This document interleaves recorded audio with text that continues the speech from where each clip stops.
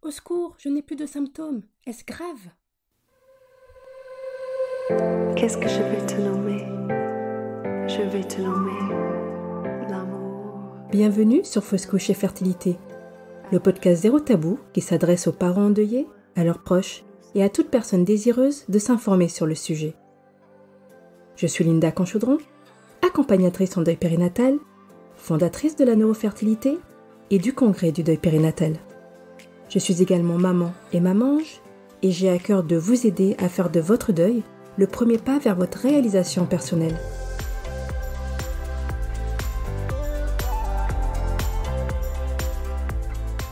Fausse couche et fertilité, c'est le podcast idéal pour avoir des informations, des conseils d'experts, des témoignages, mais également de l'espoir, du soutien et de la positivité. Ensemble, prenons le temps de remettre l'humain et l'amour au cœur du deuil périnatal. 1, 2, 3, c'est parti!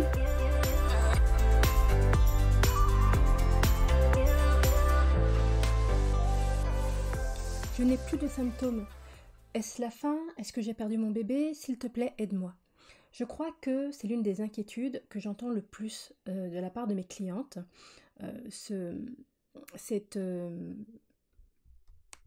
Cette peur qui s'installe dès l'instant où elles cessent d'avoir des symptômes, de les ressentir, ou dès l'instant où ces symptômes baissent en intensité ou disparaissent. Alors, ce que je vais t'apprendre aujourd'hui va peut-être te rassurer, ou peut-être pas du tout, je ne sais pas. Mais voilà, je vais malgré tout être honnête et franche avec toi parce que je pense que c'est important de le savoir. Avoir ou non de symptômes, en fait, ça ne veut rien dire du tout. Tu peux très bien avoir tout un tas de symptômes et malheureusement, ton enfant est déjà mort à l'intérieur de toi. Tu peux ne plus avoir de symptômes et ton enfant vit encore. Alors, je vais étayer un peu plus ce que je viens de te dire. Tu peux porter un enfant qui malheureusement ne se développe plus. Peut-être que son corps a cessé de battre, peut-être qu'il a cessé d'évoluer, peut-être que voilà, la vie s'est arrêtée tout simplement. Et toi, tu ne le sais pas, et tu ne vas pas le savoir avant plusieurs semaines.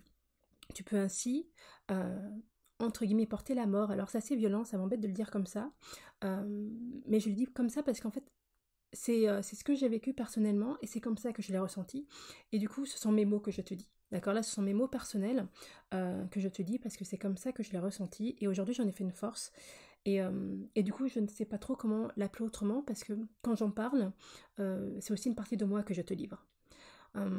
Donc peut-être que tu peux avoir tout un tas de symptômes et ça fait déjà 1 semaine, 2 semaines, 3 semaines que malheureusement ton bébé n'évolue plus, que malheureusement ton bébé est mort et toi tu l'ignores parce que tu as mal à la poitrine, tu as des nausées, tu es barbouillé, tu es épuisé, enfin tu as peut-être toute une ribambelle de symptômes qui font que tu te sens rassuré parce que tu te dis ben génial, si je vis tout ça, c'est forcément que mon bébé va bien. Non.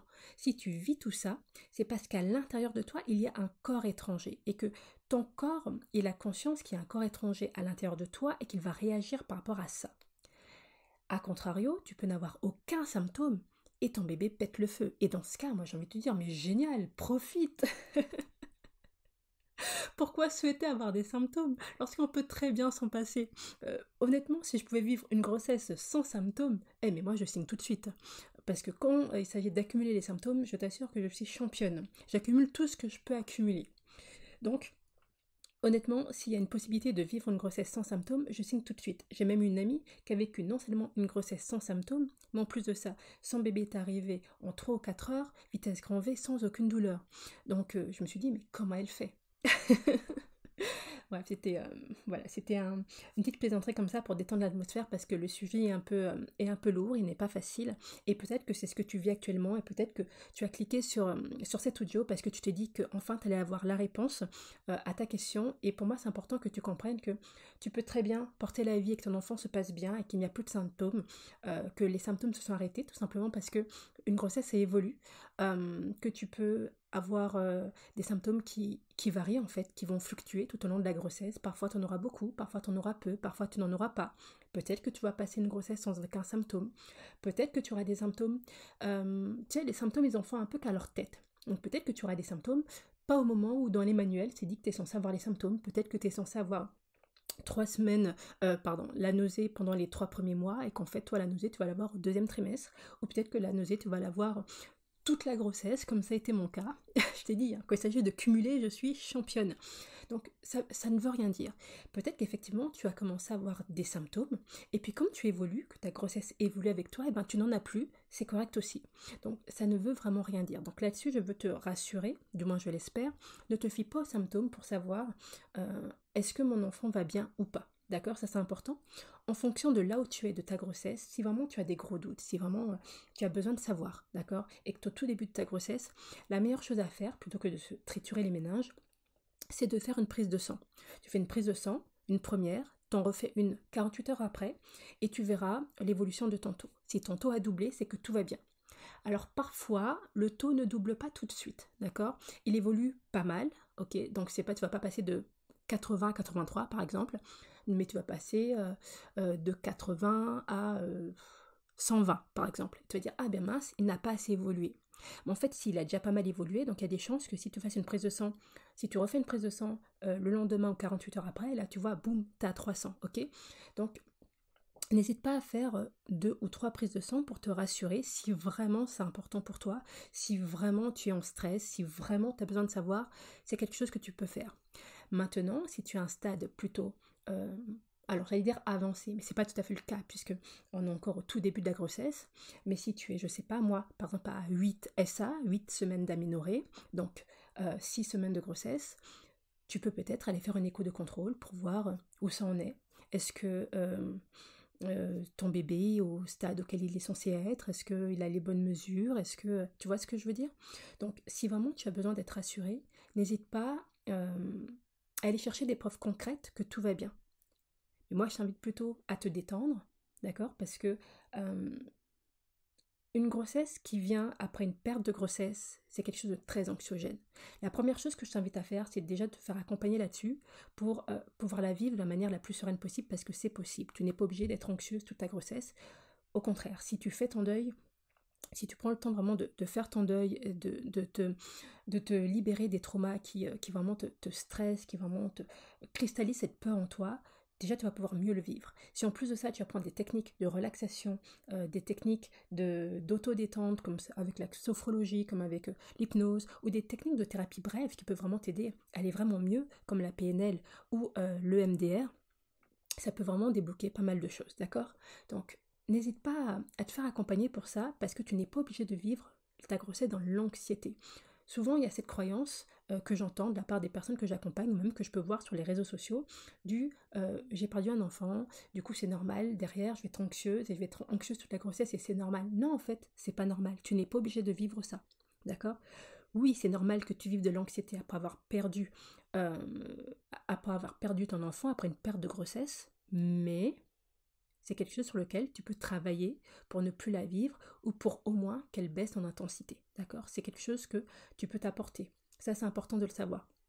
Donc, voilà, ça c'était vraiment le petit aparté. Mais pour moi, c'était vraiment important que tu puisses comprendre que les symptômes ne sont pas une preuve de tout va bien ou tout va mal. Au contraire, c'est juste quelque chose que vit ton corps, propre à l'expérience qu'il est en train de vivre, propre à cette vie qui croit ou non en lui, propre à voilà, tous ces phénomènes physiologiques qui sont en train de se passer. Et en aucun cas, c'est une preuve de vie ou de non-vie à l'intérieur de toi. Donc moi, pour moi, c'est important que ça, tu le comprennes vraiment. Et si vraiment tu as besoin de preuves, encore une fois, n'hésite pas à aller plutôt te tourner du côté médical pour avoir des preuves concrètes que tout va bien. D'accord? Ça, c'est vraiment important. Pour autant, n'en abuse pas. C'est pas, il n'est pas question de faire une prise de sang tous les 4 matins, de t'installer au labo, d'y planter la tente et dire c'est bon, maintenant je vais vivre au labo pendant 3, 4, 5, 6 mois en fonction de ton degré de stress, en fonction du stade où tu as perdu ton bébé. Non, c'est pas ça. C'est pas ce que je suis en train de te dire. Je suis vraiment juste en train de te dire que si tu as un stade où tu es vraiment hyper anxieuse, que tu ne penses qu'à ça, ça te bouffe, que tu ne vis plus, que tu es stressée, que tu en pleures, que plutôt que de continuer de vivre cette existence vraiment anxiogène qui peut en plus nuire à ton bébé, en plus d'être désagréable à vivre pour toi et peut-être aussi pour ton entourage, il y a des choses qui existent, qui peuvent peut-être te soulager, qui peuvent peut-être t'apporter tes réponses. Et à ce moment-là, je t'invite vraiment à te tourner vers ces dernières parce que c'est ce qui vraiment pourra te soulager et te montrer que oui, tout va bien. Et puis si effectivement, malheureusement, ce n'est pas le cas, si malheureusement la grossesse est arrêtée, au moins tu seras fixé et plutôt que de vivre plusieurs petites morts tous les jours, 1000 fois par jour, parce que tu ne sais pas et parce que tu te tortures l'esprit, au moins tu seras fixé une bonne fois pour toutes, et là tu pourras commencer ton travail de deuil et avancer. Tu vois, c'est un peu... Alors, je sais que c'est pas la meilleure métaphore qui soit, parce que ça n'a rien à voir, mais c'est un peu comme arracher un pansement d'un seul coup, ou l'arracher par petites doses. Tu as le choix de l'arracher d'un seul coup, ça fait mal un bon coup, et puis après, tu peux commencer à aller mieux, ou tu y vas tout doucement, mais tout le temps où tu es en train de le décoller petit à petit, et ben tu es en train de souffrir, tu es en train de voilà, c'est très très désagréable, tu es en train de... En fait, tu souffres beaucoup plus en fonctionnant ainsi que si tu l'arrachais une bonne fois pour toutes. Certes, ça demande du courage, de prendre sur soi, de se dire allez, je cesse de faire l'autruche, je vais vraiment me renseigner, je vais vraiment voir les choses en face, je vais vraiment savoir de quoi il retourne, ce qu'il en est, mais c'est ce qui va te permettre d'avancer, c'est ce qui va te permettre aussi de, quelque part, de muscler ta force, de muscler ta capacité à affronter les choses. Et ça, lorsqu'on est abonné aux fausses couches ou au deuil périnatal de manière générale, c'est pas du luxe. Vraiment, c'est quelque chose qui nous sert. Et Dieu sait qu'on en a vraiment besoin. Voilà, en tout cas, j'espère que cet épisode t'aura apporté les réponses dont tu as besoin. S'il y a d'autres questions que tu souhaites me partager, s'il y a des questions auxquelles tu souhaites me voir répondre dans le cadre de ce podcast, n'hésite pas vraiment à me les poser. Et puis, si j'ai la réponse ou si un de mes invités a la réponse, je te les partagerai avec très très grand plaisir. En tout cas, je t'embrasse fort et je t'invite à prendre soin de toi de la meilleure façon possible, la façon la plus douce, la plus merveilleuse pour toi. Et j'insiste sur le pour toi, pas pour les autres. Pour toi, quelle est ta définition de je prends soin de moi? Et c'est ce que je t'invite à faire. En tout cas, je te fais de gros bisous et je te dis à très vite dans le prochain épisode. À bientôt! Si vous avez aimé cet épisode, abonnez-vous, partagez-le à votre entourage et sur vos réseaux, afin qu'ensemble nous contribuions à libérer la parole des parents. En mettant 5 étoiles ou en le partageant, en donnant un avis, vous contribuez à briser les tabous que sont la fausse couche et l'infertilité. Merci infiniment pour votre écoute et rendez-vous dans le prochain épisode.